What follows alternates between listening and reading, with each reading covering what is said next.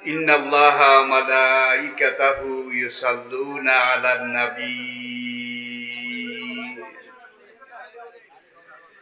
Ya ayyuhallazina amanu sallu alaihi wa sallimu taslima.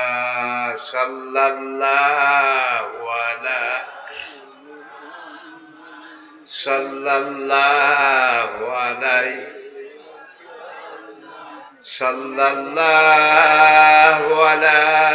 Muhammad sallallahu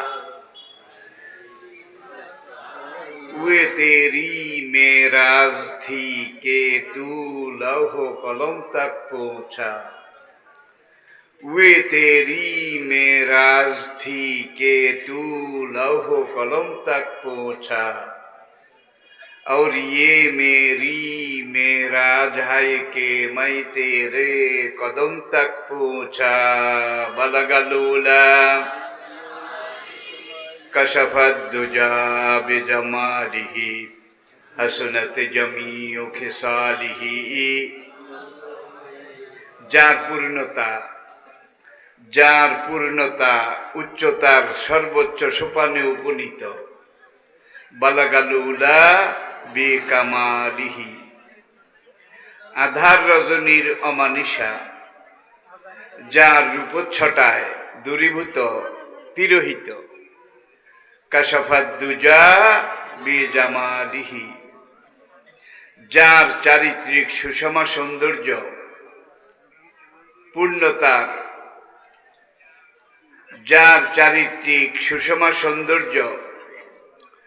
পূর্ণতার সফলতার হিমাদ্রি শিখরে বিরাজিত হাসনাত জামিউ খেসালিহি সালাম তার উপরে তার পরিবার পরিজনের উপরে সাল্লু আলাইহি ওয়া আলিহি আসুন আমরা সবাই মহব্বতের সাথে প্রাণ ভরে আরেকবার পড়ি বালাগালুলা কাশাফাত দুজা বিজামালিহি হাসনাত জামিউ খিসালিহি সুবহানাকা লা ইলমা লানা ইল্লা মা আল্লামতানা ওয়া মা তাওফীকি ইল্লা বিল্লাহ ফাউযু বিল্লাহি মিনাশ শাইতানির রাজিম বিসমিল্লাহির রহমানির রহিম। সম্মানিত সভাপতি সাহেব, গেরা কদর ওয়াজ বলে এহতেরাম হাজারাত, নায়েব রাসূল, উলামায়ে কেরাম, ফুজালা ও মুরব্বিয়ানে জাম, উপস্থিত হাজারাত, নায়েব রাসূল, উলামায়ে কেরাম, আগামী দিনের আশা ভরসার মূর্ত প্রতীক আমার প্রাণ প্রিয় যুবক তরুণ ভাইয়েরা, সকল স্তরের পর্যায়ের মা ও বোনেরা, আসসালামু আলাইকুম ওয়া রাহমাতুল্লাহ। শুরুতে আমি বিশ্ব নিয়ন্তা, সর্বপ্রদাতা, আলেমুল গাইব, আলা কুল্লি শাইইন কাদির, ফাআলুল লিমা ইউরিদ, আন্নাল কুওয়াতা লিল্লাহি জামিআ, লা তা'খুযহু সিনাতুন ওয়ালা নাওম, হাজারো লাখো অনন্ত অযুত কোটি শুকরিয়া আদায় করছি সেই মহান রব্বুল আলামিনের বারগাহে রহমতে, মহান মালিকের দরবারে আলিশানে, মহান প্রভুর দরবারে আলিশানে শুরুতে আমি হাজারো লাখো অনন্ত অযুত কোটি শুকরগুজারি আবারও করছি যে মহান রব্বুল আলামিনের অনন্ত অফুরন্ত অবারিত অনাদি অশেষ দয়া রহমত মেহেরবানিকে পুঁজি করে সম্বল করে উসিলা এবং উপলক্ষ করে অন্যান্য বারের মতো অন্যান্য বছরের মতো আমরা আমাদেরই প্রাণপ্রিয় দ্বীনি এদারা, দ্বীনি প্রতিষ্ঠান, যেই প্রতিষ্ঠান, যে ব্যক্তিত্ব, যাকে কেন্দ্র করে এই এলাকাবাসীর এই বিশেষ আয়োজন, মুজাহিদে কওম, মুজাদ্দিদে মিল্লাত হযরত আল্লামা মাওলানা মরহুম গাজী ইমামউদ্দিন রাহমাহুল্লাহ আলাইহি মুহাজিরে মক্কি, তার স্মৃতি বিজড়িত এই মাহফিল আগামী দিনেও আমাদের জন্য, এলাকাবাসীর জন্য, প্রতিটি মুসলমানের জন্য প্রেরণার উৎস হয়ে যেন কাজ করে। আমরা যেন এখান থেকে শিক্ষা সবক গ্রহণ করে মরহুম গাজী ইমামউদ্দিন রাহমাহুল্লাহ আলাইহি যা কিছু চেয়েছিলেন, বলেছিলেন, করেছিলেন, তার সকল কথা, কাজ, এগুলোর সাথে সম্পৃক্ততা, একাত্মতা প্রকাশ করে আমরা সবাই যেন মরহুমের পথে সেই আদর্শ নিয়ে, সেই আদর্শকে ধারণ করে, বরণ করে এগিয়ে যেতে পারি, মরণ পর্যন্ত ময়দানে কাজ করে যেতে পারি। আল্লাহ পাক সেই তৌফিক, সৌভাগ্য আমাদেরকে দান করুন। প্রিয় দ্বীনি ভাইয়েরা, সীমিত পর্যায়ে আলোচনা। মেরাজ,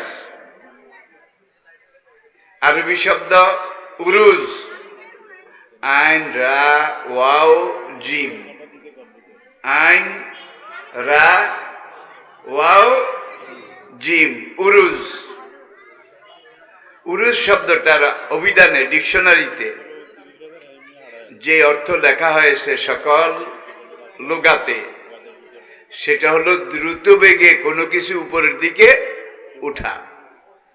এটাকে বলা হয় উরুজ, ঊর্ধ্বারোহণ। যেহেতু নবীজির বোরাক জমিন থেকে কোন দিকে উঠেছিল? এই উরুজ থেকে মেরাজ। নবীজি এই মাস, রজব মাস 26 তারিখ দিবাগত রাতে মক্কাতে প্রায় এক যুগ যখন দ্বীনের দাওয়া কাজ করলেন, দায়ী ইলাল্লাহ হিসাবে ভূমিকা পালন করলেন, হাজারো রকমের বিরোধিতা, প্রতিবন্ধকতা, সব কিছুকে দু পায়ে মারিয়ে নবীজি যখন এগিয়ে গেলেন এবং নবীজির সাথে কিছু সংখ্যক নিবেদিত প্রাণ, আবু বকরের মতো মুরব্বী, সালমান ফার্সি রাদিয়াল্লাহু তাআলা আনহুর মতো মুরব্বী, বয়স্ক,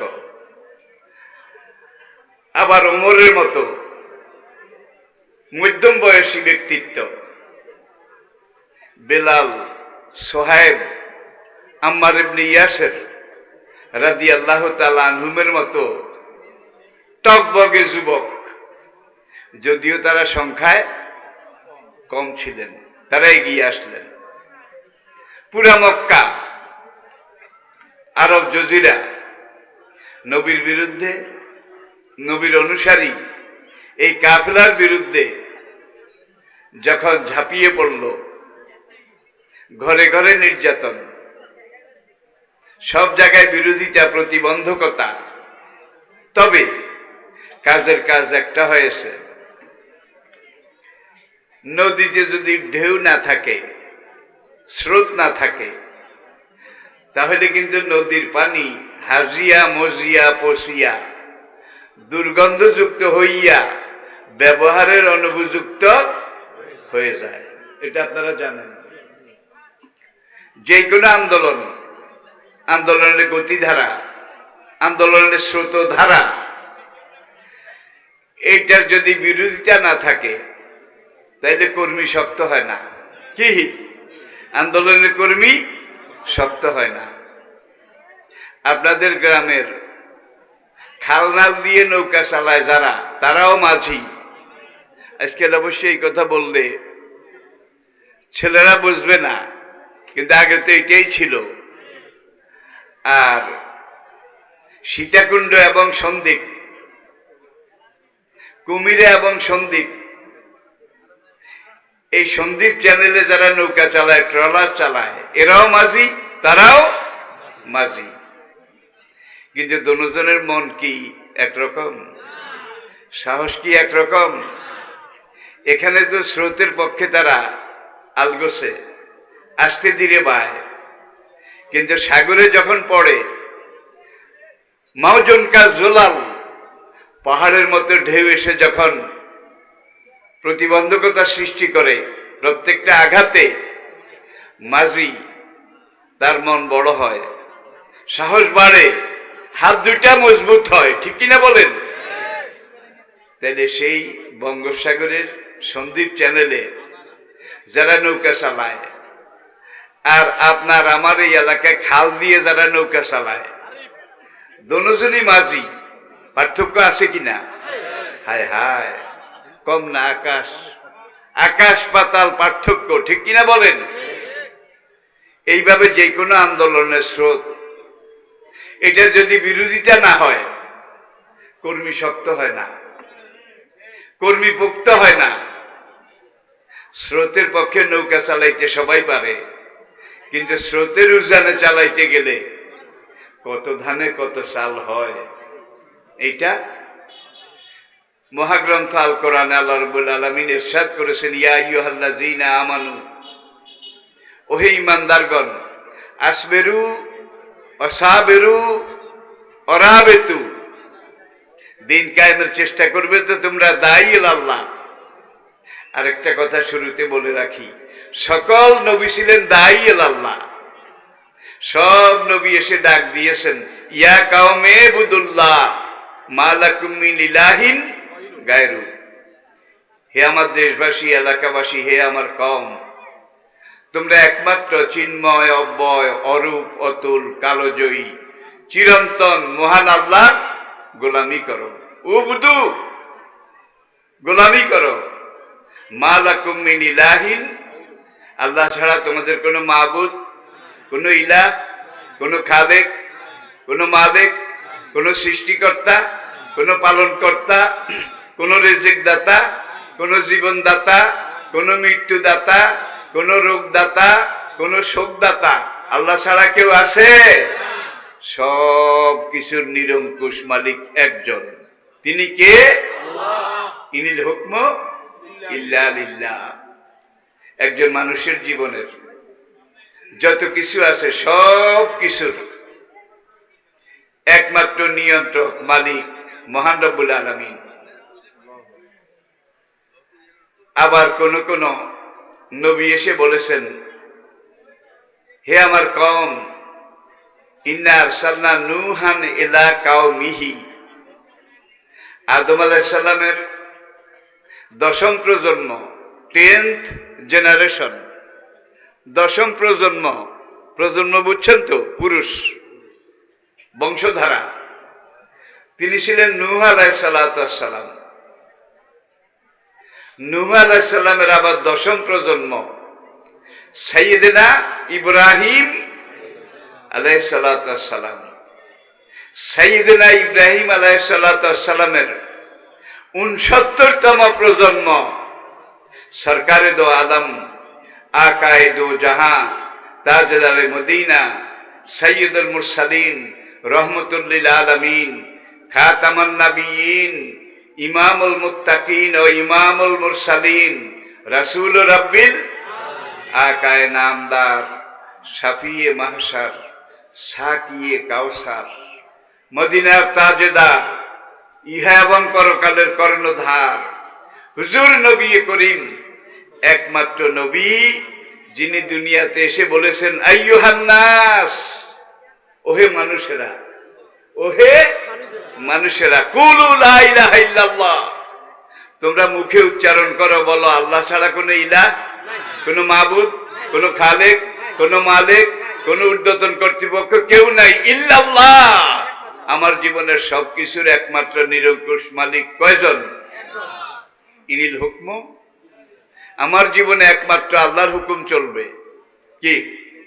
আচ্ছা ভাই, আপনারা যদি মাইন্ড না করেন, নোয়াখালীর একটা পুরানো বাপ দাদার আমলের প্রবাদ বাক্য আছে, আপনার বেগম আপনার বিবি অথবা আপনার একটা চাকর আপনার কাজের জন্য, হুকুম মানার জন্যই তো তাকে রেখেছেন।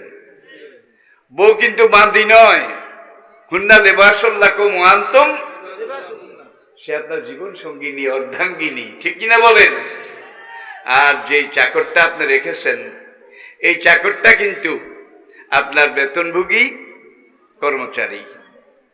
এখন আপনি যা বলবেন ওই গোলাম তা করতে বাধ্য থাকবে, ঠিক কিনা বলেন?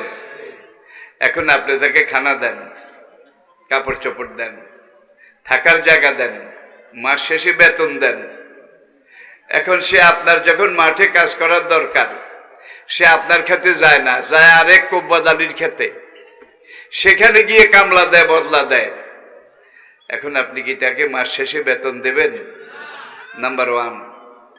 নাম্বার টু, আপনি বললেন, এই বেটা কদম আলী, আমার এই কাপড় চোপড়গুলো নিয়ে তুমি একটু ভালো করে ধুয়ে টুয়ে রোদ্রে মেলে দাও।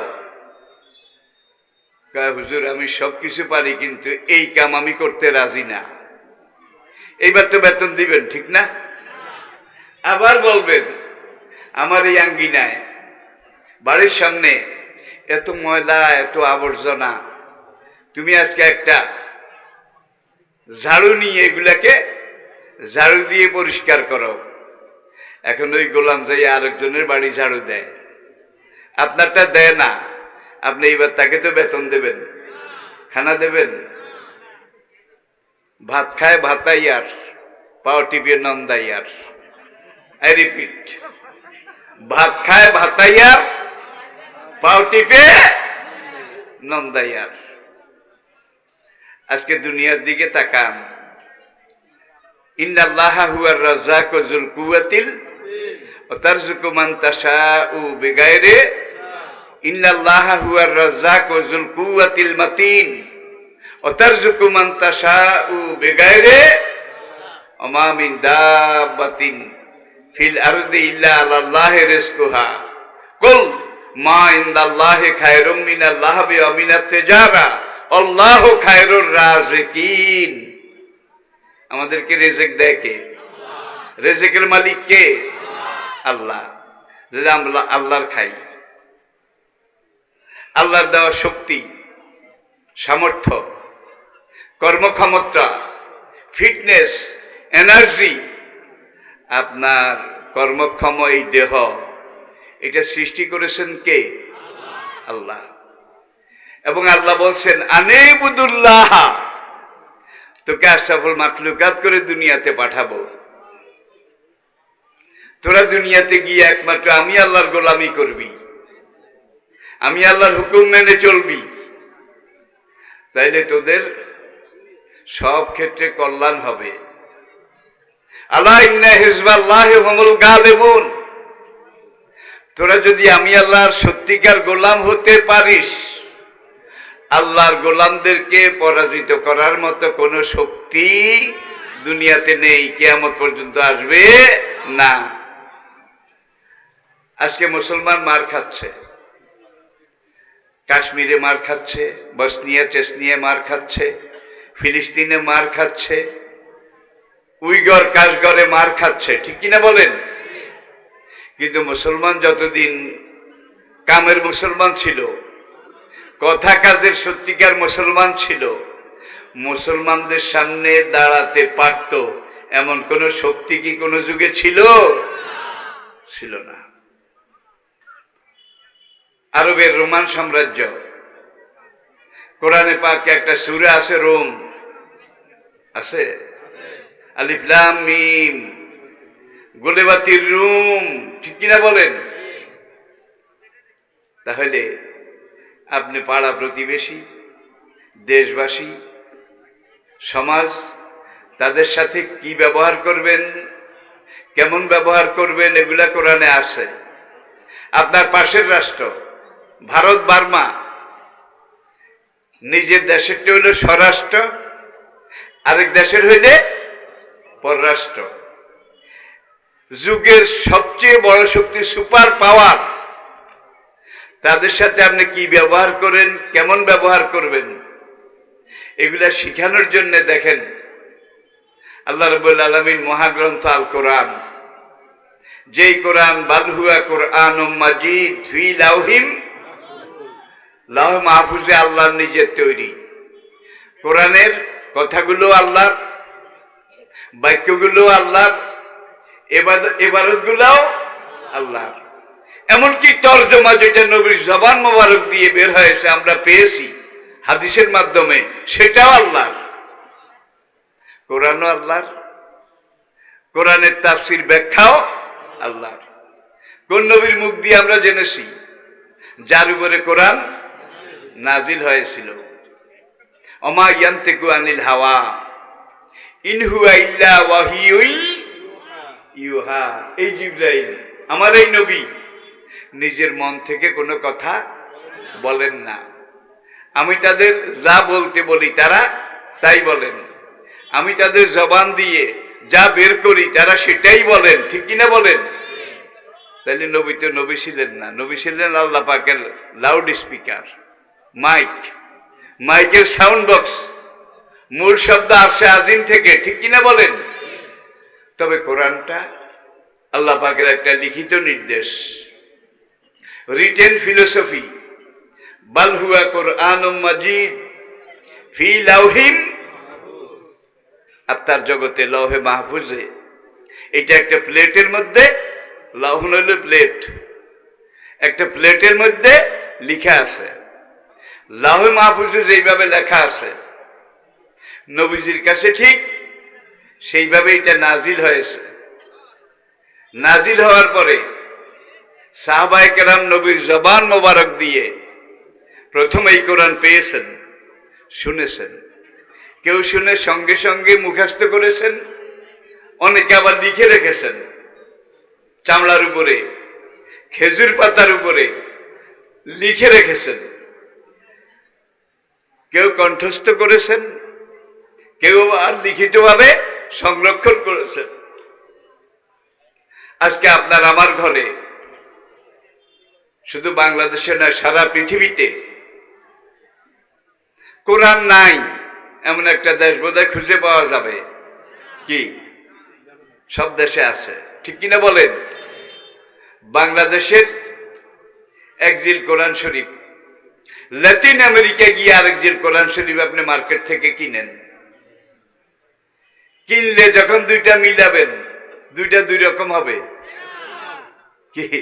সাংঘাতিক কথা। কিন্তু এখান থেকে আপনি একটা হোলি বাইবেল কিনেন, হোলি বাইবেল, এখানের মার্কেট থেকে আপনি একটা পুরাতন নিয়ম, নতুন নিয়ম, প্রাচীন ধর্মগ্রন্থ কিনেন, আবার আমেরিকা থেকে একটা কিনেন, দুটোটা মিলান, একটার সাথে একটার মিল তো দূরের কথা, দূরত্ব কোনো সম্পর্ক খুঁজে পাওয়া যাবে না, এক একটা এক এক রকম।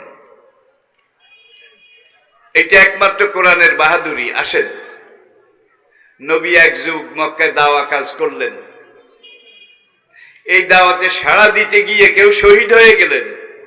কি? এই দাওয়াতের উপরে টিকে থাকতে গিয়ে কারো জীবন চলে গেল।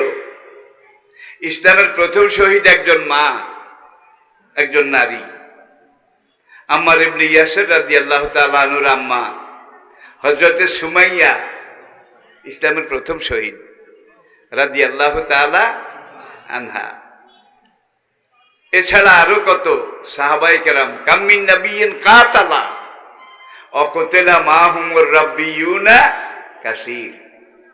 এই কোরআনকে ধারণ করতে গিয়ে, এই কোরআনকে প্রচার করতে গিয়ে, এই কোরআনকে প্রতিষ্ঠা করতে গিয়ে কত নবী জীবন দিয়েছেন, নবীদের কত অনুসারী জীবন দিয়েছেন, ঠিক কিনা বলেন? মহাগ্রন্থ আল কোরআনে আকিমিস সালাহ আছে, আকিমিস সালাহ, সালাত কায়েম করে, নামাজ পড়ো। আদম, নূহ, ইব্রাহিম, ইসমাইল, মূসা, ঈসা, সুলাইমান, দাউদ, সকল যুগে সকল নবীকে আমি একটাই নির্দেশ দিয়েছিলাম, আন আকিমিদ্দিন, আমার জমিনে আমার দিন কায়েম করো। তাইলে সব নবী ছিলেন একামতে দিনের সিপাহ সালার, আর নবীদের যারা অনুসারী ছিলেন তারা দিন কায়েমের উন্মুক্ত, আল্লাহর সৈনিক। কোরআন যাদেরকে বলেছে হিজবুল্লাহ, আল্লাযীনা ইউকাতিলুনা ফি সাবিলিল্লাহ উলাইকা হিজবুল্লাহ, আল্লাহর জমিনে আল্লাহ দ্বীনের পক্ষে যারা কাজ করে, দিন কায়েমের আন্দোলন করে, তারা আল্লাহর দল। আল্লাহ ইন্না হিজবাল্লাহি হুমুল গালিবুন, আল্লাহর দল সব যুগেই টিকেছে এবং জিতেছে। আল্লাযীনা কাফারু, আর যারা আল্লাহকে মানে না, জানে না, আল্লাহ বিরোধী, ইসলাম বিরোধী, দিন বিরোধী, কোরআন শরীয়ত বিরোধী মতাদর্শ মতবাদ প্রচার করে, এটার পিছনে ঘাম শ্রম এগুলা ব্যয় করে, উলাইকা হিজবাল্লাহ, হিজবুশ শয়তান, এরা শয়তানের বাহিনী। হাবিল এবং কাবিল থেকে শুরু, হাবিল এবং কাবিল থেকে শুরু, উলাইকা হিজবুশ শয়তান, এরা শয়তানের দল। আল্লাহ ইন্না হিজবাশ শয়তানে হুমুল খাসিরুন, শয়তানের দল অতীতেও টিকতে পারেনি, এই যুগেও টিকতে পারবে না, কোনোদিন তাদের পক্ষে টিকা সম্ভব না। তাইলে যারা আল্লাহর পক্ষে কাজ করে, আল্লাহর দ্বীনের পক্ষে কাজ করে, ওয়াকানা হাক্কান আলাইনা নাসরুল মুমিনিন, তাদেরকে সাহায্য করা আমি আল্লাহর উপরে ফরজ। আমাদের উপরে দিন কায়েমের জন্য কাজ করা ফরজ। আমরা যদি ময়দানে কাজ শুরু করি, আল্লাহ বলেন যে তোমাদেরকে সাহায্য করা আমি আল্লাহর উপরে ফরজ। আমরা যদি আমাদের দায়িত্ব পালন করি, তাহলে আল্লাহ আল্লাহর দায়িত্ব পালন করবেন না? এখন আল্লাহ সাহায্য করার মতো লোক ময়দানে খুঁজে পান না। কিছু কিছু লোক আছে, আমি মুসলমান, তাহলে সব নবী দিন কায়েমের জন্য জিহাদ করেছেন, তুমিও করো। ভাই চাইছিলাম করব, দেশ খারাপ, সময় খারাপ, জান বাঁচান ফরজ। কি চেয়েছিলাম ইসলামের পক্ষে কিছু করব টরব, কিন্তু দেশ খারাপ, সময় খারাপ, জান বাঁচান ফরজ। এরকম মুসলমান তো আমাদের মধ্যে নাই। দেশ ফেরাউনের সময় চেয়ে খারাপ নাকি? নমরুদের সময় চেয়ে খারাপ? সাদ্দাদের সময় চেয়ে খারাপ? কত ফেরাউন গেল, কত নমরুদ এলো। অতিলকাল আইয়াম নুদাবিলুহা বাইনান নাস, শুরু থেকে আজ পর্যন্ত আপনি ইতিহাস পর্যালোচনা করেন, যারা আল্লাহর দল, আল্লাহর পক্ষে কাজ করেছে, তারাই টিকে ছিল, তারাই টিকে আছে, তারাই টিকে থাকবে। ফেরাউন নমরুদের শক্তি সব যুগে বেশি ছিল, সংখ্যায় তারা মুমিনদের সাথে চেয়ে অনেক বেশি ছিল। লা ইয়াস্তাবিয়াল খাবিসা অত-তাইয়্যিব, যারা দ্বীনের কাজ করে পূত পবিত্র তারা, আর যারা দ্বীনের বিরোধিতা করে তারা, এই দুই দল কিন্তু এক নয়। আল্লাহ আজাবাকা কাসরাতুল খবিস, খবিসের দল সব যুগে বেশি ছিল। কি আল্লাহ বিরোধী শক্তি, তাদের দল সংখ্যা সব যুগে বেশি ছিল, তাদের হাতে ক্ষমতা ছিল, তাদের হাতে আইন ছিল, তাদের হাতে সব কিছু ছিল। যখন চূড়ান্ত পর্যায়ে সংগ্রাম গিয়ে উপনীত হয়েছে, তখন টিকছে কারা? আপনারা আসতে কইছেন, আমি বোধহয় জোর করে কথাগুলো আপনাদের মাথায় চাপাইয়া দিতেছি নাকি?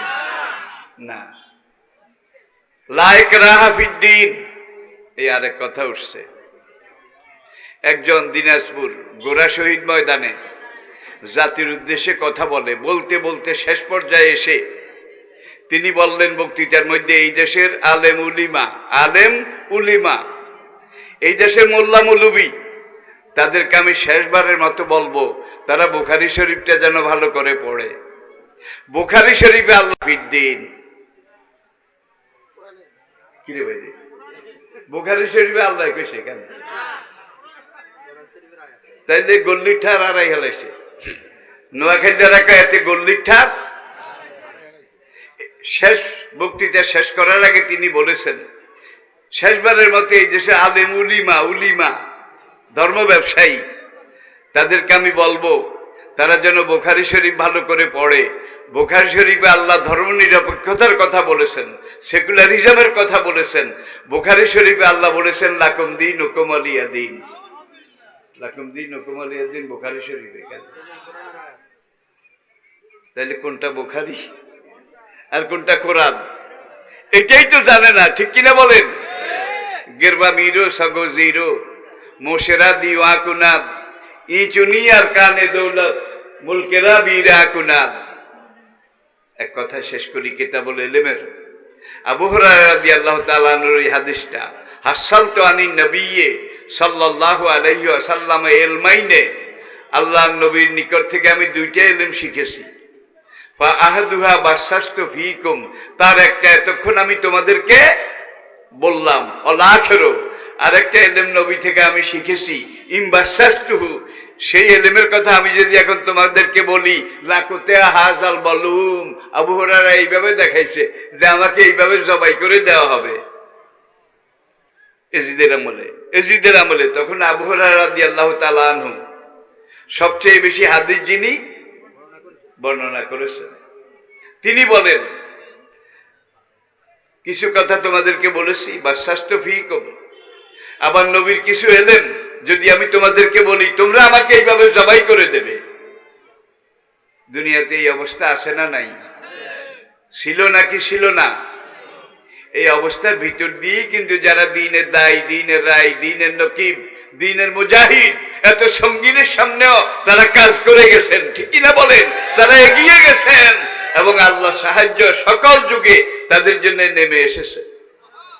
এবারে আসুন, নবীজি বিগত প্রায় এক যুগ মক্কাতে একটা প্রচার ধর্মী তাবলিগ, আল্লাহর দ্বীন প্রচার, দায়ী আল্লাহ হিসাবে প্রায় এক যুগ সময় ব্যয় করেছেন। কাজের কাজ বড় কিছু হয় নাই, বড় কিছু বেশি কিছু হয় নাই, তবে যেটা হয়েছে এই সময়টাতে, দাওয়াতি কাজের এই সময়টাতে, বেলালের মতো কিছু লোক, সোহাইবের মতো কিছু লোক, আম্মার ইবনে ইয়াসিরের মতো কিছু লোক, বেলাল হামজার মতো কিছু বীর বিক্রম, বীর প্রতীক, তারা নবীর কাফেলায় এসে যোগদান করেছেন, ঠিক কিনা বলেন?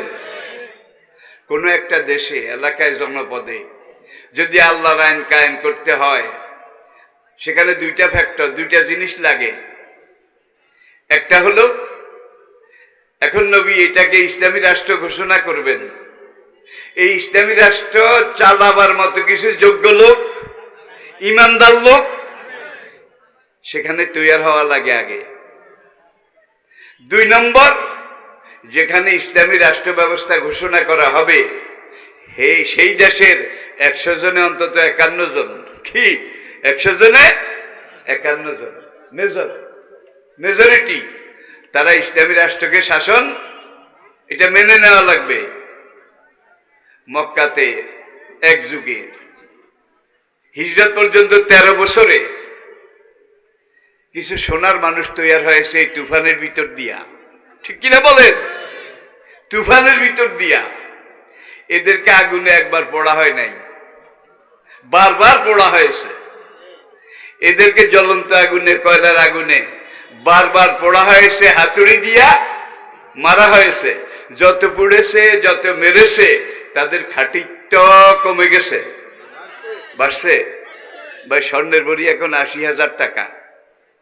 এই স্বর্ণটা শুরুতে কিন্তু এরকম চকচকে জকজকে লাল ছিল না, ছিল একটু চকলেট চকলেট, কালসা কালসা, ঠিক কিনা বলেন? এখন এটাকে ব্যবহার উপযোগী করতে হলে, কাজে লাগাতে হলে কিছু প্রক্রিয়া আছে। স্বর্ণকার কয়লার আগুনে স্বর্ণটারে দেয়, চাকটাকে দিয়ে এইবার এইভাবে বাতাস দেয়, হাঁফরে দম দেয়, হাঁফরে দম দেয়, শোঁ করে আগুন জ্বলে, ঠিক কিনা বলেন? একটা চিমটি দিয়ে স্বর্ণের চাকটাকে জ্বলন্ত কয়লার ভিতরে ঢুকাই দিছে। স্বর্ণের চাক কান্দে, আমি কি অপরাধ করেছি হে স্বর্ণকার, হে মণিকার, আমাকে জ্বলন্ত আগুনে দিলে, আবার এখন আগুনের মধ্যে তুমি দম দাও, আমি কি অপরাধ করেছি? স্বর্ণকার বলে, উসবর উসবর, সবর কর, তোর দাম বাড়াই, তোর দাম বাড়াই, তোরে মারি না। এইবার চিমটি দিয়ে ধরে উঠাইছে, আগুন থেকে উঠাইয়া লোহার হাতলের উপরে নিয়ে 2.5 কেজি হাতুড়ি একটা যখন স্বর্ণের উপরে মারা আরম্ভ করেছে, স্বর্ণকার গেলাম এতক্ষণ আগুনে পড়েছে, এখন আবার হাতুড়ি দিয়া শেষ। স্বর্ণকার বলে কান্দিস না, সবর কর, তোর মান বাড়াই। প্রথমবার আগুনে দিছে কয় দাম বাড়াই, এবার শেষা দি কয় তোর মান বাড়াই। স্বর্ণ বলল মালিক যখন বলে শেষা খাইলে মান বাড়ে, আগুনে পোড়া খাইলে দাম বাড়ে, কষ্ট হইলেও আমি সবর করব। কিছুক্ষণ হাতুড়ি দিয়ে পিটায় টিটায়, যত পিটায় তত বরটগুলা চলে যায়, ভেজালগুলা চলে যায়, খাঁটিগুলা থাকে। এইবার আবার আগুনে দিছে, আবার দম দেয়। আগুন এবার বলে একটু আগে আগুনে দিলে শেষলা, গোল স্বর্ণ চ্যাপটা করে ফেললে, এখন আবার আগুনে দিছে, আবার বাতাস দাও। এবার স্বর্ণকার বলে অসা বেরু, প্রথমবার বলছে আস বেরু, এবার কে অসা বেরু, ধৈর্য ধরো, সবর করো, তোর দাম বাড়াই, তোর মন সম্মান বাড়াই, গ্রহণযোগ্যতা বাড়াই। এইভাবে ভাই একবার পড়ে কেন, একবার শেষে না বারবার? যতবার শেষেছে, যতবার পুড়েছে, ওর ভিতরে যত ঘাটতি আছে, যত ভেজাল আছে, সব দূর হয়ে গেছে। এইবার খাঁটি সোনাটা বের হয়ে গেছে, আগুনে পুড়তে পুড়তে, হাতুড়ি দিয়ে শেষতে শেষতে। এইবার স্বর্ণকার এইটাকে এইভাবে কেসি দিয়ে কাটে, কাটার পরে এখন এইবার আর কয়লার আগুনে দেয় না, ছোট ছোট করে কেটেছে, কয়লার মধ্যে হারিয়ে যাবে। এইবার জ্বলন্ত আগুনে শেষ পোড়া দেয়। নিকেলের একটা বাটি আছে স্বর্ণকারের কাছে, এই বাটির মধ্যে কিছু সোহাগা, দেখেন নাই বোধ হয়, যেটা স্বর্ণের ময়লা আর সেটা পরিষ্কার করে, কিছু সোহাগা, কিছু মেডিসিন দিয়ে এইবার জ্বলন্ত আগুন দিয়া পড়ে। একটা পাইপ আছে মাথা বাঁকা স্বর্ণকারের কাছে। এইবার ওই বাটির মধ্যে, ওই মশলার মধ্যে, সোহাগার মধ্যে স্বর্ণের চাকটা দিয়ে এখান দিয়ে ফু দেয়, আগুনটা গিয়ে ডাইরেক্ট স্বর্ণের গায়ে লাগে। স্বর্ণ এবার চিল্লায়, এতক্ষণ কয়লার আগুনে পুড়ছো, এবার জ্বলন্ত আগুনে পড়ো, আমি কি অপরাধ করেছি? স্বর্ণকার বলে এইবার শেষ পোড়া, শেষ পোড়া। এইবার পুড়ে টুড়ে আবার আগুন থেকে বের করেছে, বের করে চিমটি দিয়ে ধরে, ছোট্ট একটা হীরা ছুরি আছে, নরিনের অর্ধেক হবে, নরিনের অর্ধেক, এইটা দিয়া স্বর্ণ আবার চিল্লায়, এতবার আগুনে পড়লা, হাতুড়ি দিয়া শেষলা, এইবার আবার আমার বুকে এইভাবে ড্যাগার চালাও, ছুরি চালাও, আমি কি অন্যায় করেছি? স্বর্ণকার বলে ডিজাইন করি, ডিজাইন, এটা যদি না করি ৮০,০০০ তোলা ভরি বিক্রি হবে না। তাহলে স্বর্ণ কি একবার পোড়া খায়, একবার শেষা খায়? ইন্নাল্লাহ আশতারা মিনাল মুমিনিনা আনফুসাহুম ওয়া আমওয়ালাহুম বিআন্না লাহুমুল জান্নাহ। তাহলে আপনাকে জান্নাতে যেতে হলে ইসলামকে ধারণ করতে হবে, কোরআনকে ধারণ করতে হবে, আল্লাহকে মানতে হবে, নবীকে গ্রহণ করতে হবে, ঠিক কিনা বলেন? এরপরে আপনাকে আগুনে পোড়া যেতে হবে, আপনাকে কাফের বেঈমানের ধোঁকা ধোঁকা ধোঁকা বোধা খাওয়া লাগবে না। শেষা একবার না বারবার, বারবার না বহুবার, যত মার খাবে একজন দায়ী আল্লাহ ইসলামী আন্দোলনের কর্মী, যত মার খাবে তত নরম হবে না শক্ত হবে? আপনাদের জাতির ইতিহাসে ভুরি ভুরি প্রমাণ আছে, ভুরি ভুরি প্রমাণ আছে। পাহাড় টলতে পারে, কিন্তু এর একটা মানুষ টলে না। আদর্শের উপরে ইন্নাল্লাযীনা কালু রাব্বুনাল্লাহ সুম্মা ইসতাকামু, যারা বলেছে আল্লাহ আমার রব, আল্লাহ আমার সব, এইটার উপরে দৃঢ়ভাবে কায়েম রয়েছে, তাতানাজ্জালু আলাইহিমুল মালায়েকা, তাদের যখন ভিসার মেয়াদ শেষ হয়ে যাবে, হায়াতের মেয়াদ শেষ হয়ে যাবে, নির্ধারিত সময় আমি মালিকুল মউত আজরাইলকে পাঠাবো, আমার বুকে আসবে, আপনার বুকে বোধহয় বসবে না, কি বসবে? রহম কাকে বলে সে জানে না, সে তার নিজের জায়গা থেকে এসে আপনার বুকের উপরে চেপে বসবে, তার মাথা হবে সাতবক আসমানের উপরে, তার এক একটা পাখা হবে মিনাল মাশরিকি ইলাল মাগরিব, তার শরীরে ৬০০ পাখা হবে।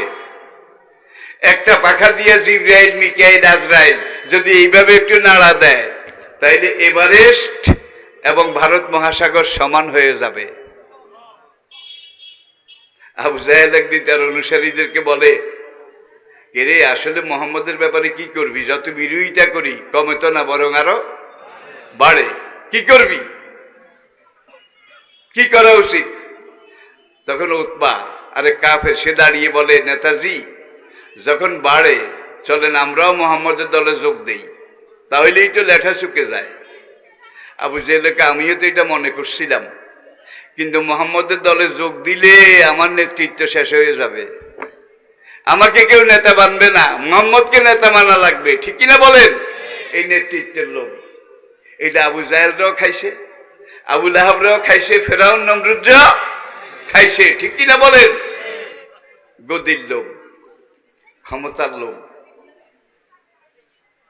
যখন আজরাইল তার রুহের বোটা ধরে টান শুরু করবে, টান, কোরআন বলছে ফালাউলা ইজা বালাগাতিল, ওহ এত কষ্ট, জাআত সাকরাতুল মাউতি বিল হক, মৃত্যু যন্ত্রণা, সাকরাতুল মৌতের কষ্ট, এটা দুনিয়াতে কাউকে বলে বুঝানো যাবে না। এখন লোকটা আজরাইল রুহের বোটা ধরে টানবে, ওই লোকটা সাকরাতুল মৌত, ইন্নাফিল মাউতে সাকরাতুন, তার কলিজা গুর্দা অস্থি চর্ম সব চূর্ণ বিচূর্ণ, ধুনিত বিধুনিত, একাকার মেশাকার হয়ে আসছে। কিন্তু এই লোকটা দিনের দায়ী, দিনের রাই, আল্লাহ একদল ফেরেশতা পাঠাবে।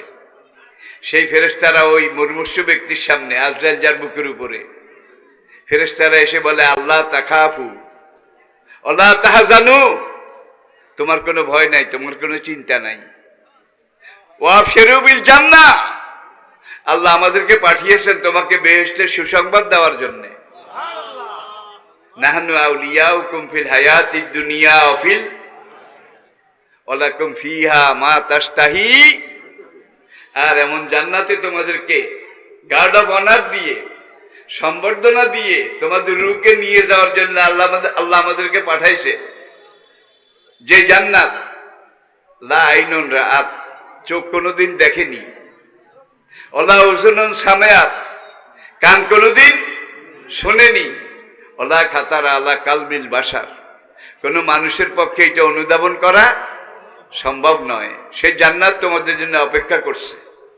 আর আল্লাহ বলছেন, নাহনু আউলিয়াউকুম ফিল হায়াতিদ দুনিয়া ওয়া ফিল আখিরাহ, এইদিকে যদি আমি যাই তাহলে আমার শেষের কথা রয়ে যাবে।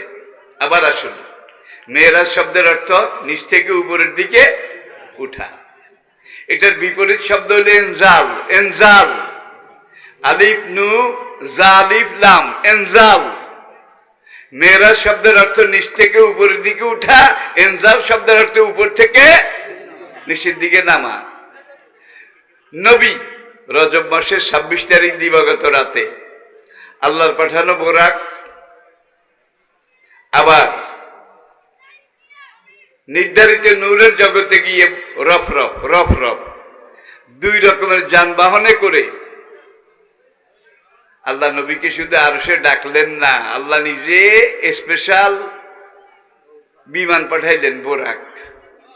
সব বিজ্ঞানী আজকে একমত, যেই বাহনে করে নবী মক্কা থেকে রওনা করেছেন, আল্লাহ পাক সেই বাহনটার নাম বোরাক কেন রেখেছেন? সকল বিশেষজ্ঞ একমত। আরবি শব্দ বারকুন, ইয়াকাদুল বারকু ইয়াকতাফু আবসারাহুম। আমি প্রত্যেকটা কথা কিন্তু কোরআনে আয়াত বলতেছি।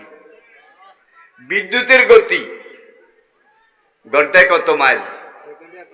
1,86,000 মাইল সেকেন্ডে। ঘন্টার হিসাব করলে এটা আপনি লিখতেও পারবেন না, ক্যালকুলেটরেও ধরবে না। সেকেন্ডে যদি 1,86,000 মাইল হয়, মিনিটে, ঘন্টায়, আল্লাহু আকবার। ওয়াজালনা সিরাজাও ওয়াহাজা ওয়াশ-শামসি ওয়া দুহাহা।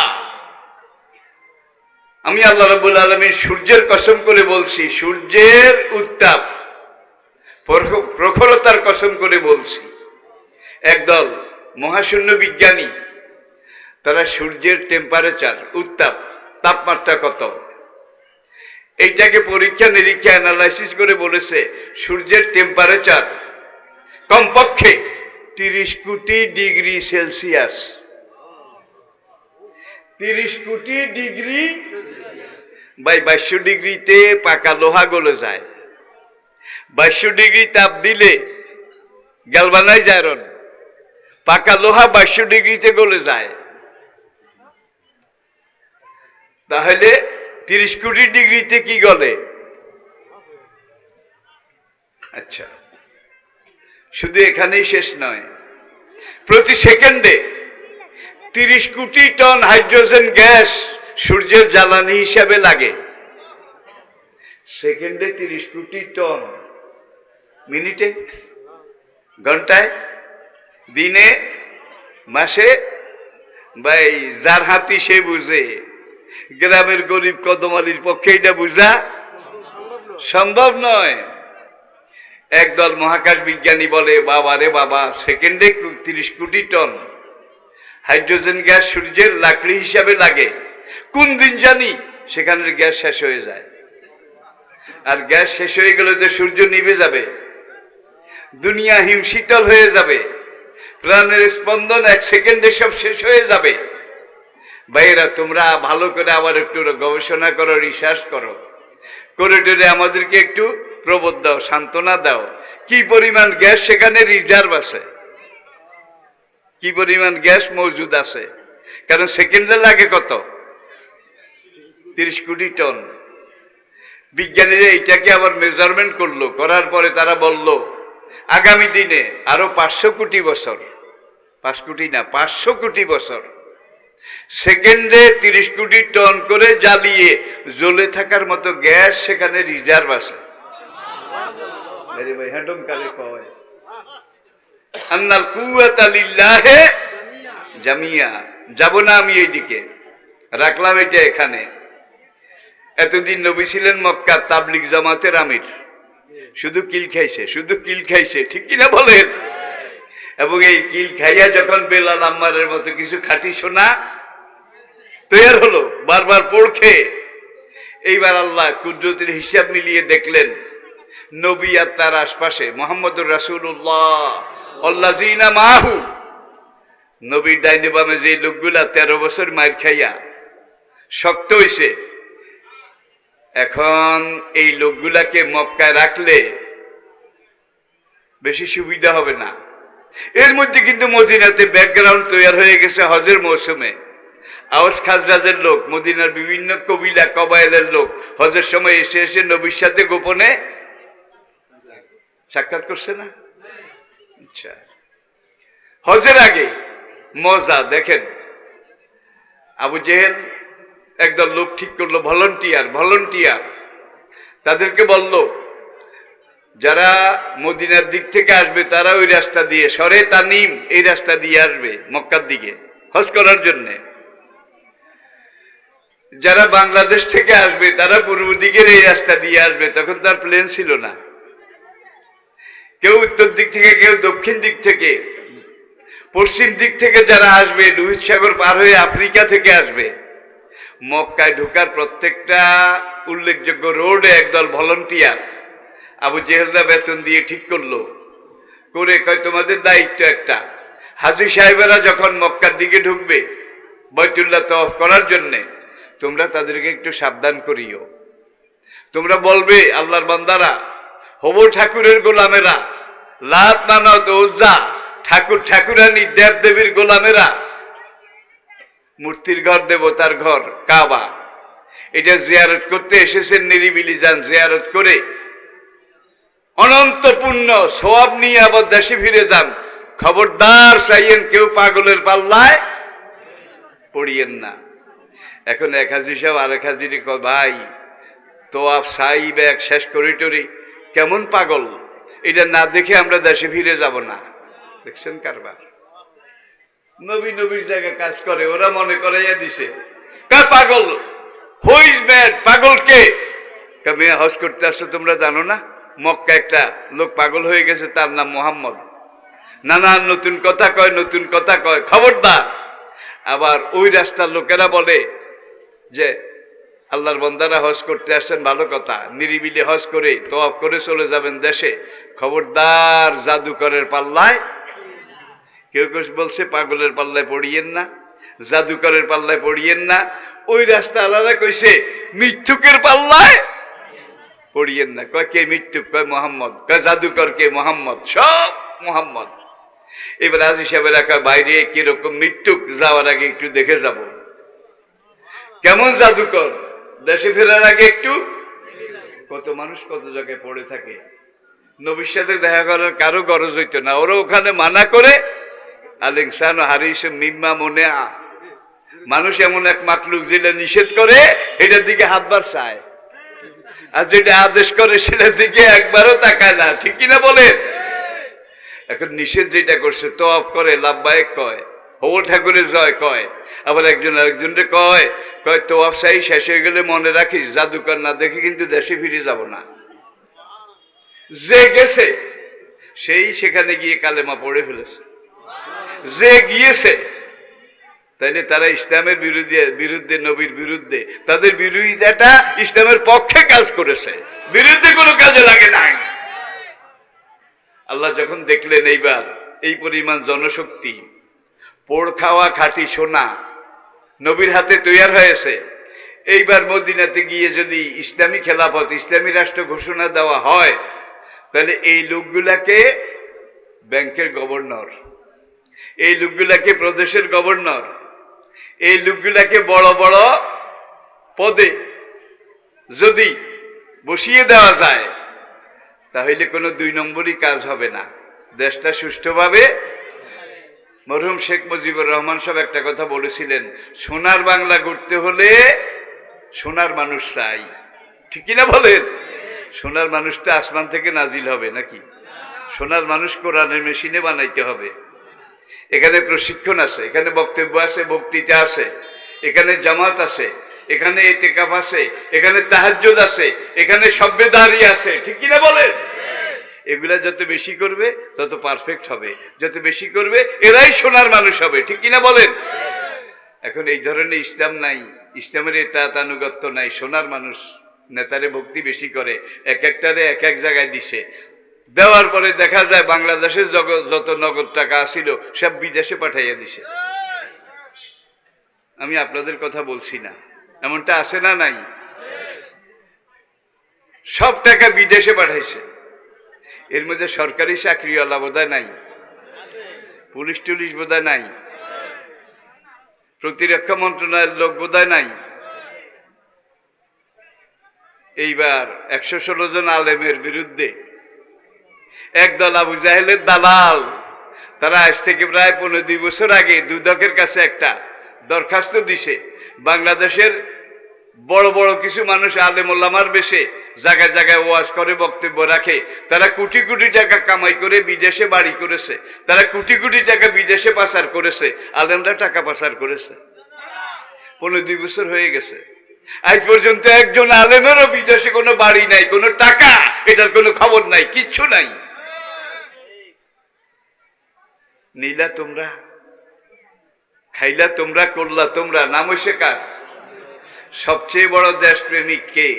স্বদেশের টাকা বিদেশে নিয়ে জমা করিল যে, ওর চাইতে বড় দেশপ্রেমিক আর কেউ হতে পারে না ভাই। আরে হত ছাড়া টাকাগুলা দেশে রাখতি, একটা ইন্ডাস্ট্রি কারখানা দিলে তুইও খাইতি, লোকজনও করে টোরে খাইতো। ঠিক কিনা বলেন? এই যে হাজার হাজার বিলিয়ন বিলিয়ন ট্রিলিয়ন ট্রিলিয়ন টাকা বিদেশে পাঠানো হয়েছে, এগুলা ফিরে পাওয়ার গ্যারান্টি বোধহয় 100 ভাগ আছে? কিচ্ছু নাই, কিচ্ছু নাই। তাইলে সোনার মানুষের যদি অভাব হয়, এই যে জাহাঙ্গীরনগর ইউনিভার্সিটিতে এখন কেয়ামত চলতেছে, স্বামী স্ত্রী সেখান দিয়ে যায়, ইউনিভার্সিটির এই ক্যাম্পাসের ভিতর দিয়ে আত্মীয়ের বাসায় যায়, স্বামীকে নিয়ে রুমে আটকাইয়া ওই বেচারার স্ত্রীরা আরেক রুমে নিয়ে সোনার ছেলেরা লাইন দিয়ে ধর্ষণ করেছে। সোনার ছেলেরা কি কেউ বোধহয় আমার উপরে রাগ করেছেন? 100টা মেয়েকে ধর্ষণ করার পরে ধর্ষণের সেঞ্চুরি কারা পালন করেছে? সোনার ছেলেরা। সুবর্ণচরে গত চেয়ারম্যান ইলেকশনের পরে একজন মহিলা মধ্যম বয়সী সে সোনার ছেলেদের কথা মতো ভোট দেয় নাই, দিছে আরেকজন রে। রাতে এসে দরজা ভেঙে ওই মহিলাটাকে বের করে নিয়ে ধান ক্ষেতের মধ্যে 16টা কুত্তা তাকে ধর্ষণ করেছে। সিলেটের এমসি কলেজ, সেখান দিয়ে নতুন বিয়ে হয়েছে, স্বামী স্ত্রী যায়। আমাদের সোনার ছেলেরা স্বামীকে ধরেছে, স্ত্রীকে ধরেছে, স্বামীকে নিয়ে মুরারি চাঁদ কলেজ, এমসি কলেজের পিলারের সাথে বেঁধে রেখে ওই নতুন বউ তাকে লাইন দিয়ে ধর্ষণ করেছে। এখন এদেরকে যদি আপনি ওসি বানান, ডিসি বানান, ভাগ্য ভালো হইলে রাষ্ট্রপতিও তো হয়তো বানাইতে পারেন, কে জানি, আমি জানি না। তাইলে দেশটা একেবারে বাতাসের মতো চলবে, ঠিক না?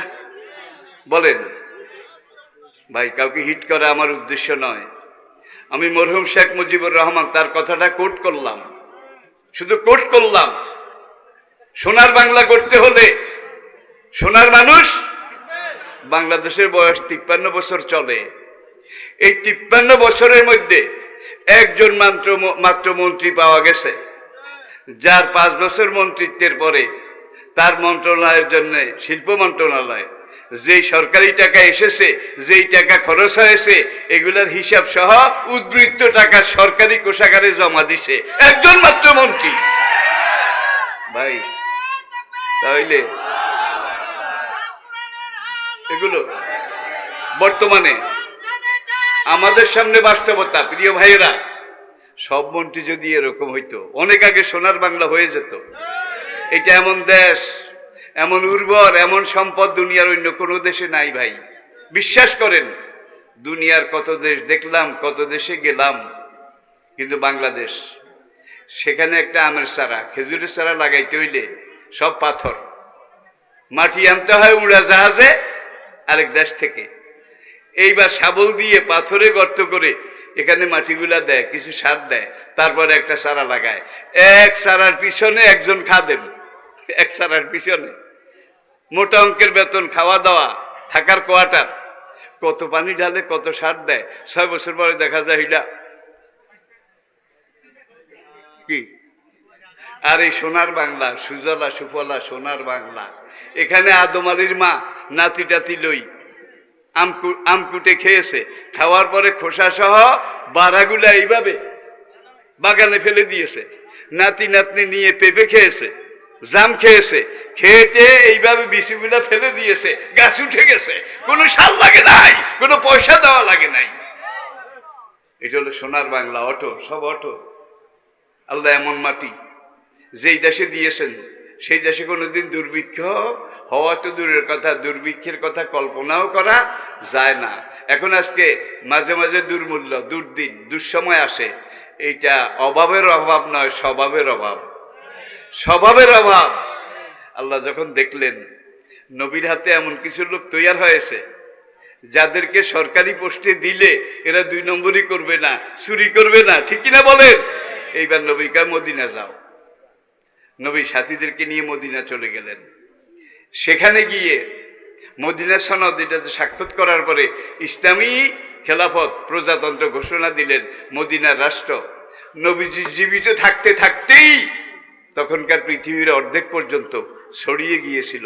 54টা বাংলাদেশের সমান ছিল নবীর হাতে মদিনার খেলাফত।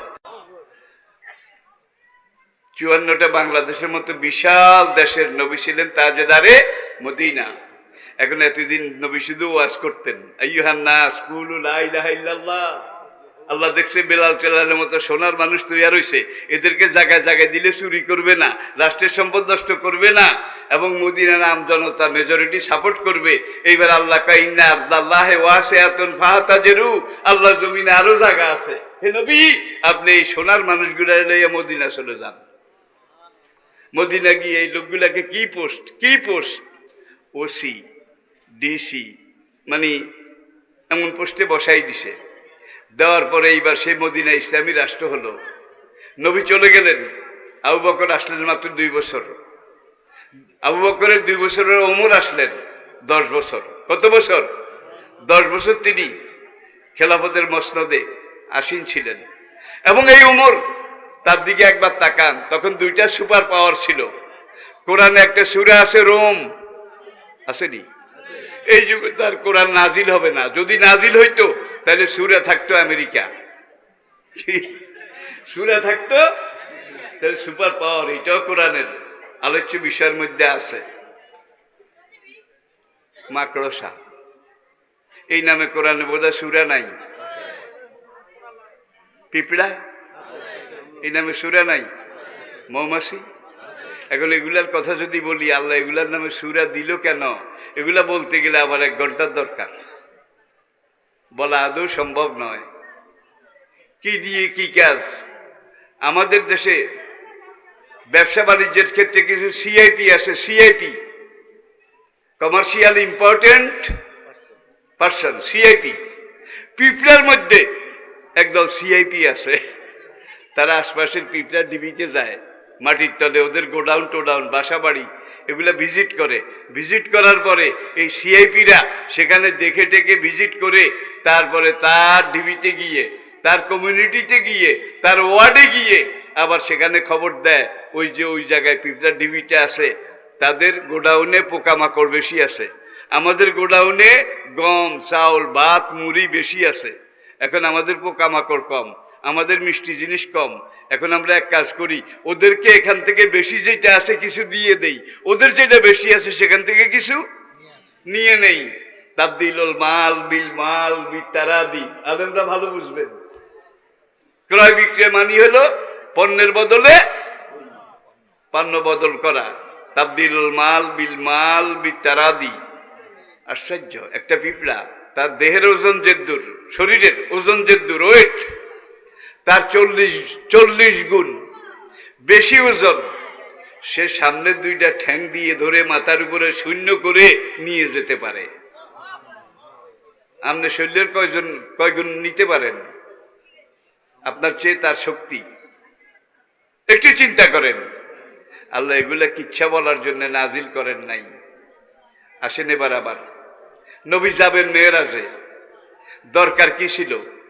এতদিন তাবলীগের আমির ছিলেন, মদিনা গেলে নবী কি হবেন? মদিনা রাষ্ট্রের রাষ্ট্রনায়ক। তাইলে এখন মদিনা রাষ্ট্র ইসলামী রাষ্ট্র, কোরআনী রাষ্ট্র, এটার দায়িত্ব নবীকে দিতে হইলে এই তবলিগি অভিজ্ঞতা, মৌলভিয়ানা অভিজ্ঞতা যেটা 13 বছর হয়েছে, এটা দিয়ে চলবে না, আরো কিছু বেশি প্রশিক্ষণ লাগবে। যার জন্য উচ্চশিক্ষার্থে বাংলাদেশ গভর্নমেন্ট বিলাতে পাঠায়, উচ্চশিক্ষার্থে জার্মানিতে পাঠায়। কাদেরকে? বড় বড় সরকারি পদ দায়িত্ব দেওয়ার আগে, ঠিক কিনা বলেন? আর আল্লাহর এই নবীকে আল্লাহ রাব্বুল আলামিন উচ্চশিক্ষার্থে মেরাজ গমন, উচ্চশিক্ষার্থের মেরাজ গমন। আসরা বিআবদিহি লাইলাম মিনাল মসজিদিল হারাম ইলাল মসজিদিল আকসা,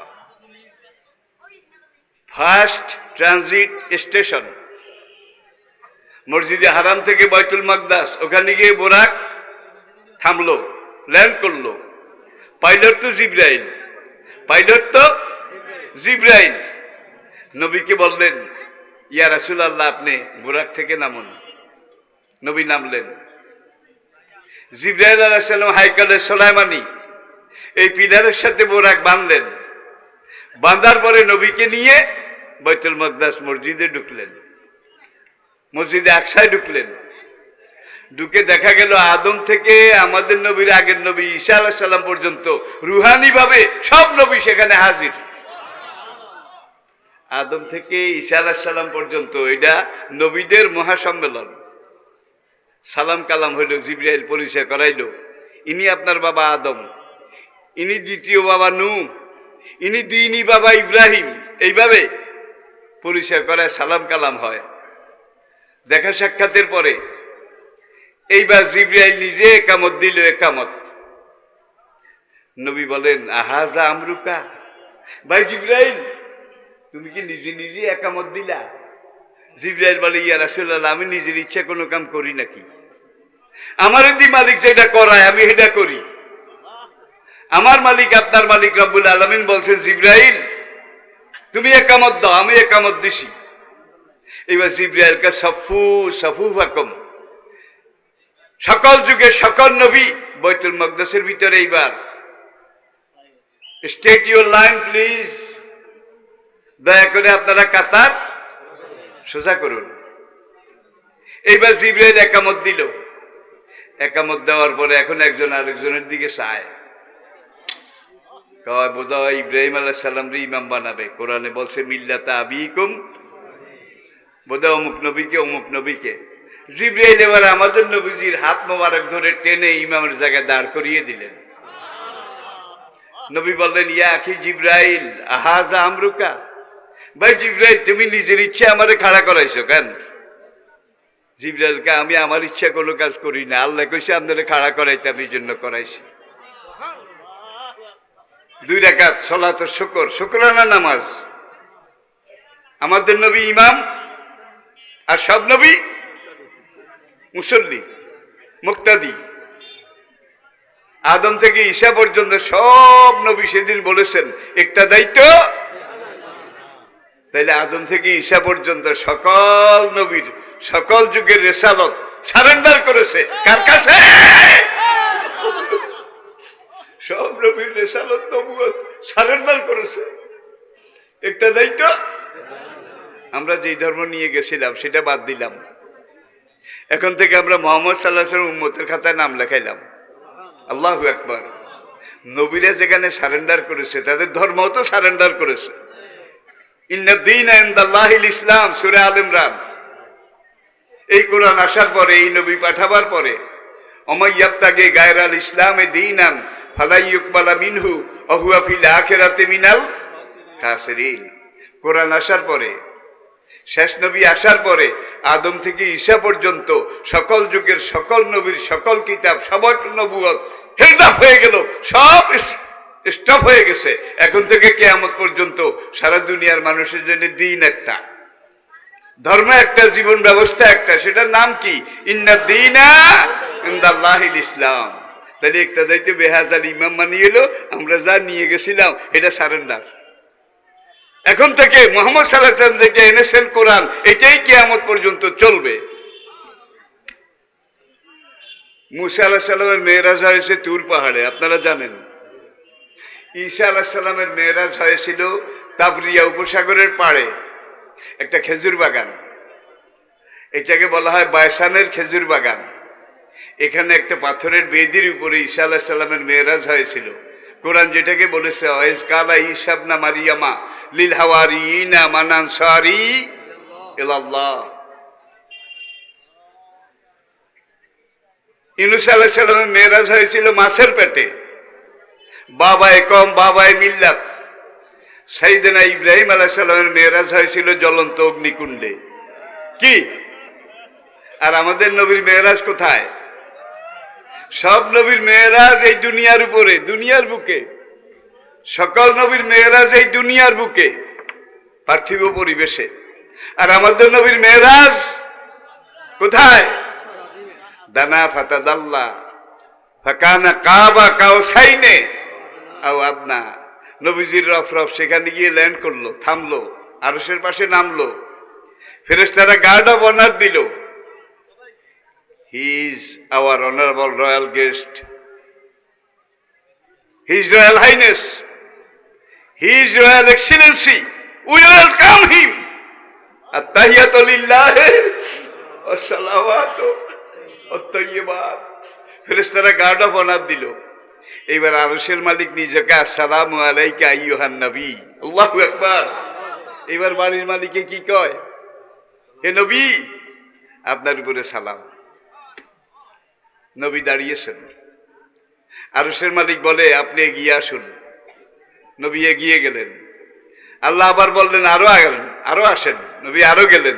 দানা ফাতাদাল্লা, হা একটা আছে কিন্তু। যেতে যেতে একবারে নবী আরশের সাথে লেগে গেলেন। আরশের মালিক আবার বলে, বন্ধু আরো কাছে। নবী বলেন, শত হইল আমি সৃষ্টি আর আল্লাহ স্রষ্টা। আল্লাহ পাকের আরশের উপরে উঠতে নবী একটু আনিজি ফিল করলেন, অস্বস্তি বোধ করলেন। আরশের মালিক বললেন, উডেন, আপনার উডা লাগবে, আরশে উডা লাগবে।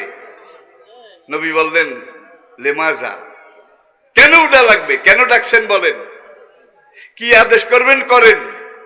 মালিক আমি তো আপনার সামনে হাজির, কি নির্দেশ দিবেন দেন।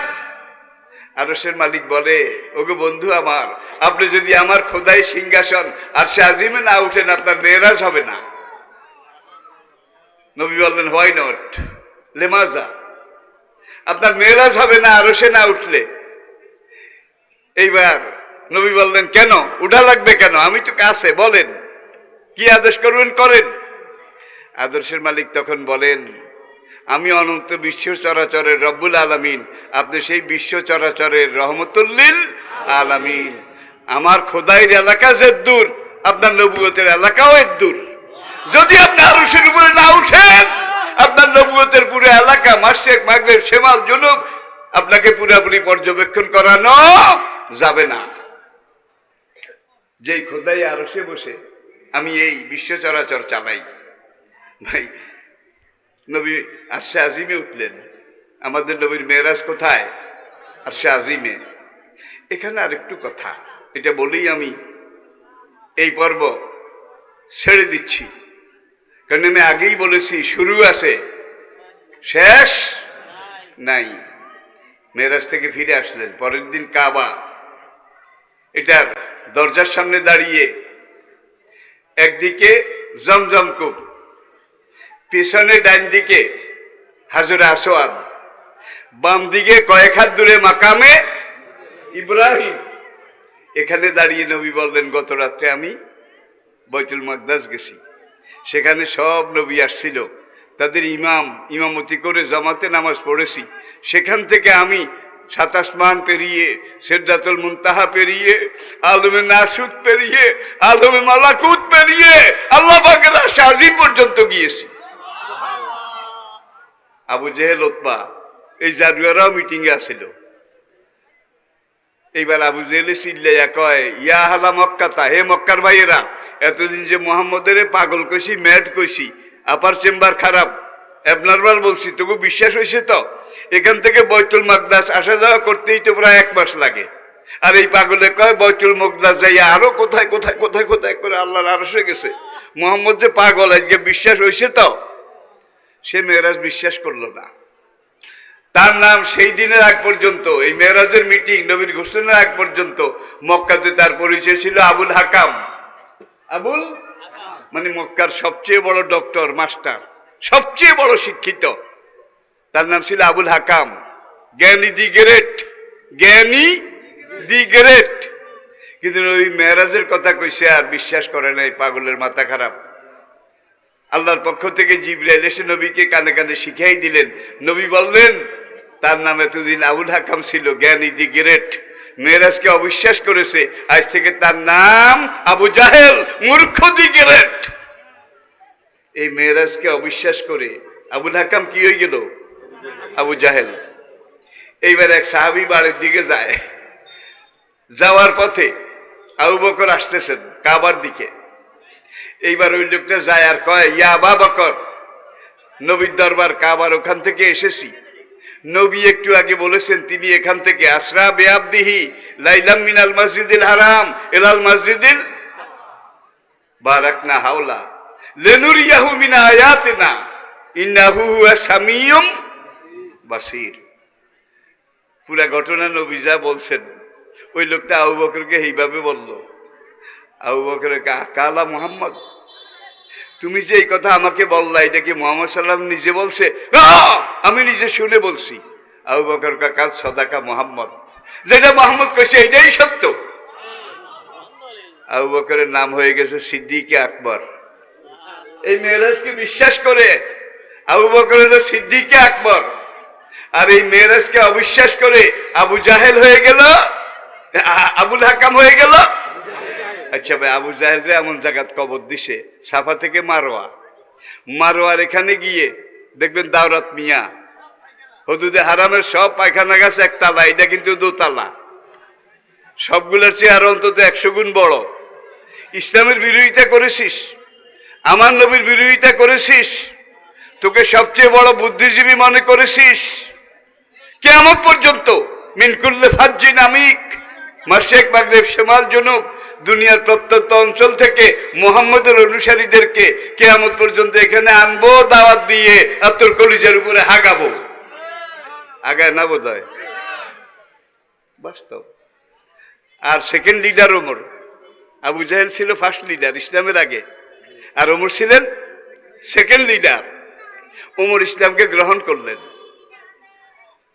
ইসলামের খেদমত করলেন, সেবা করলেন। ওমর কি হারিয়ে গেছে? ওমর নাম কি মুছে গেছে, নাকি আরো জল জল করে উজ্জ্বল হয়েছে? বলেন। সারা দুনিয়া থেকে লক্ষ লক্ষ মানুষ যায়, শুধু হজ না, সারা বছর মিন কুল্লে ফাজ্জিন আমিক, সারা দুনিয়া থেকে গিয়ে নবীকে সালাম দেয়। রওজার সেখানে গিয়ে রওজা তুমি রিয়াজিল জান্নাহ, আবু বকরকে সালাম দেয়, ওমরকে সালাম দেয়। প্রতিদিন সেখানে কত লক্ষবার কোরআন খতম হয়, এটার হিসাব নাই। তাহলে ওমর সেকেন্ড লিডার। ইসলামকে কবুল করে ওমর আজকে অমর, নবীর পাশে শুয়ে আছেন, নবীর সাথে জান্নাতে যাবেন। আর এক নম্বর লিডার মেয়েরাজকে অস্বীকার করে বদরের ময়দানে ইবনে মাসউদ যখন তার কল্লা কেটে রসুলের দরবারে নিয়ে গেলেন, রাসূল এইবার এসে লাশ দেখে দেখে বদরের কুয়ায় ফেলে।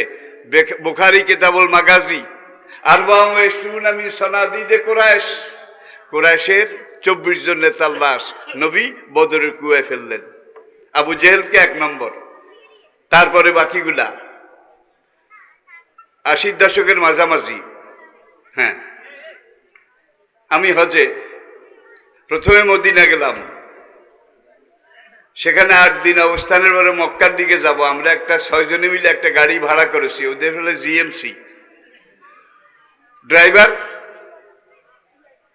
এই লোকটা সুদানি, ওই কালা কালা আফ্রিকার, তার গাড়ি, সে ড্রাইভার।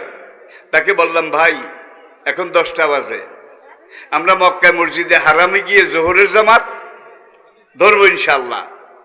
আর তখন বদর হয়ে আসা যাওয়া করতো, বদর হয়ে। এখনকার এই রাস্তা ছিল না, বাইরে আঁকা বাঁকা পাহাড়ের মানে সাপের মতো। বদরের ওখানে আমরা 10টা মিনিট থামবো, বদরের শহীদের কবর জিয়ারত করব। ড্রাইভার বলল ওকে। বদরে গিয়ে গাড়ি থামলো, আমরা নামলাম। বদরের মাঠের দিকে তাকাচ্ছি, এমন সময় পাশের রেস্টুরেন্ট থেকে একজন বুড়া, মাথায় রুমালের উপরে কালো ওই চাক্কি, বিশাল এক জামা, বুড়া এসে বলে, হু আর ইউ? আমি বলো, we are Alhaj. From where you are? Hello, we are from Bangladesh.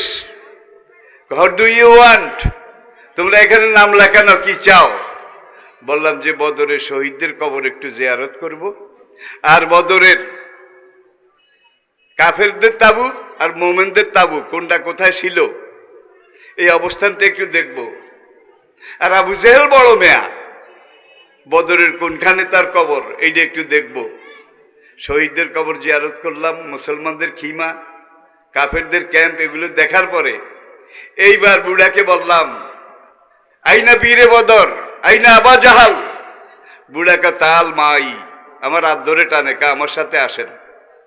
বদরের মাঠের দক্ষিণ পূর্ব কোণে 2টা খুরমা গাছ তখন ছিল, এখন একটাও নাই। এই 2 খুরমা গাছের মাঝে জায়গাটা সামান্য একটু ডাবা। সে সেখানে গিয়ে 2 খেজুর গাছের মাঝখানে দাঁড়াইয়া পাও দিয়ে লাথি মারে আর কয়, হাজা আবা জাহাল, হাজা আবা জাহাল। এই যে আমার পায়ের নিচে বদরের কুয়া ছিল, এটা আবু জাহেলের দরগা শরীফ।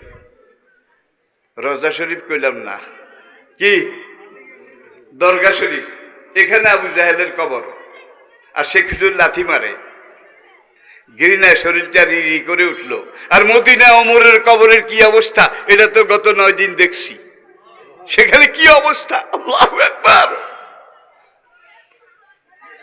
এইবার আমরা আসছি রাস্তায়, গাড়িতে উঠবো, ড্রাইভার উঠছে, স্টিয়ারিং ধরেছে, ধরে টরে সে ছেড়ে দিয়ে দরজা খুলে নামে, ওই খেজুর গাছ 2টার মাঝখানে যায়, ওই আবু জাহেলের কবর যেখানে।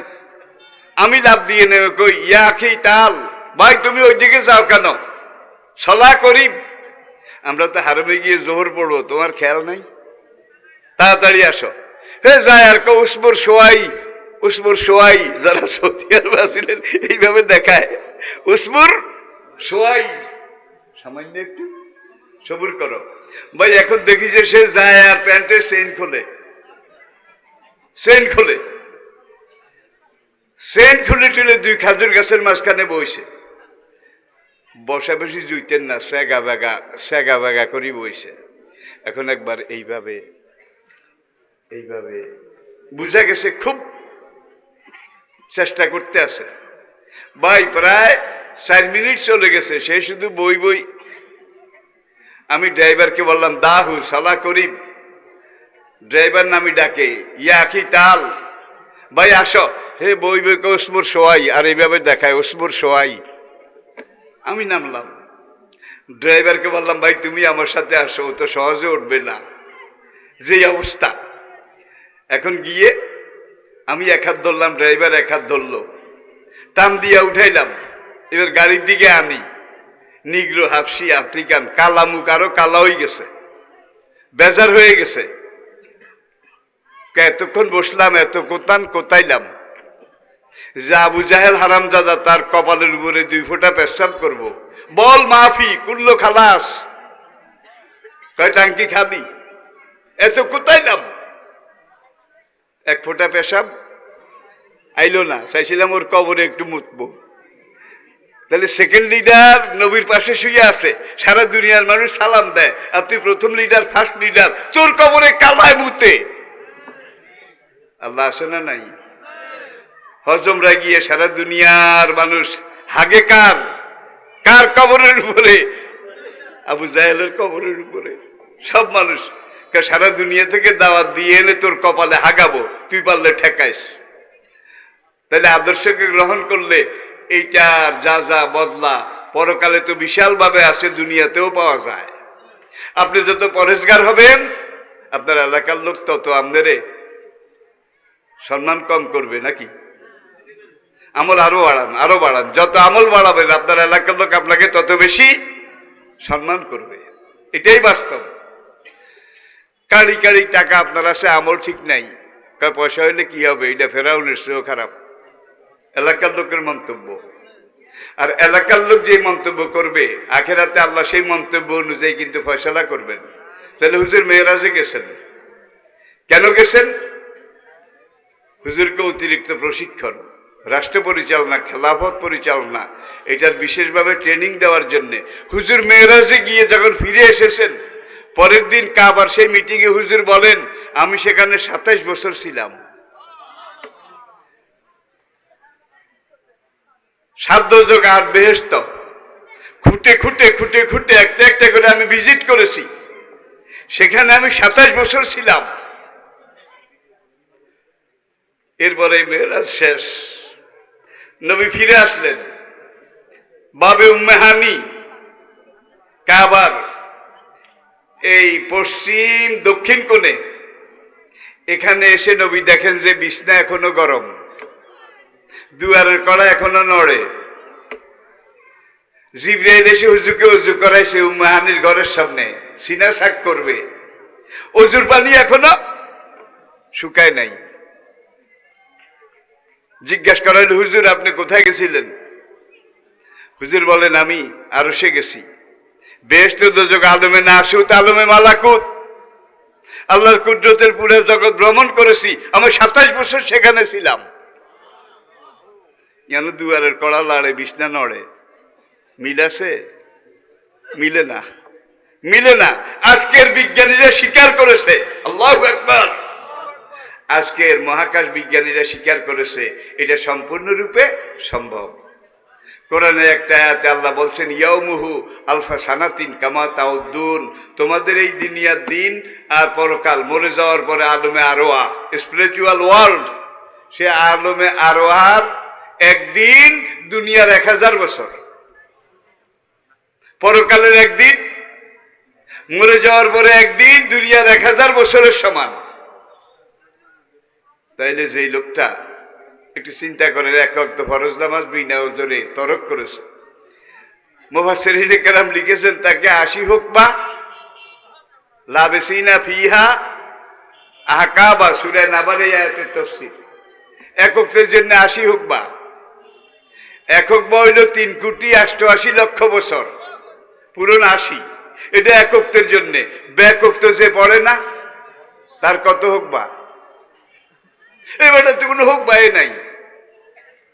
আজকের বিজ্ঞানীরা বলছে হ্যাঁ, দুনিয়ার এই সময়ের গতি আর মহাকাশ মহাশূন্য আলমে আরওয়াহ সেটা সময়ের গতি এক নয়। সুতরাং নবী যে সেখানে 27 বছর ছিলেন, সেখানে 27 বছর আর এখানে 47 সেকেন্ড। 47 সেকেন্ড, দুনিয়ার 47 সেকেন্ড, আর নবী বললেন আমি সেখানে ছিলাম 27 বছর। মিলাইতে গেলে আরো আধা ঘন্টা সময় দরকার। আজকের জন্য আমি পারছি না।